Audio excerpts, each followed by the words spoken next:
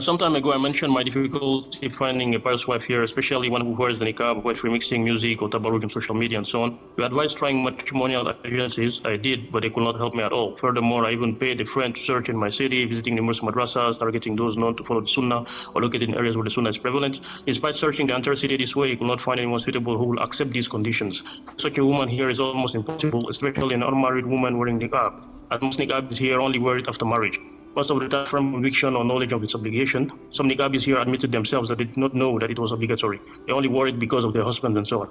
So after searching for more than a year and a half, I realized through time that I need to look elsewhere. So I set up a matrimonial agency on Facebook where I could post my profile and gather information about potential spouses from other areas, much like a standard online agency.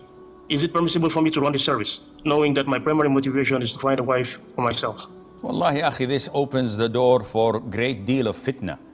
Yani, I could only imagine in a year and a half how many girls you talked to, you've met, you looked into their CVs and maybe had phone calls with or meetings with their family or with them in the presence of their family or even alone.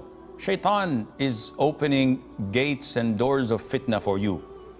You can't find the right woman of your dreams because this exists only in Jannah. You have to let go some of your conditions and lower the bar a little bit. Looking in the mirror would help a lot because you as well, you're not Mr. Perfect. So try to set up your priorities. Try to overlook some of the shortcomings and flaws because, as I said, no one is perfect, and I guarantee you, you will find a lot that your plate cannot even take.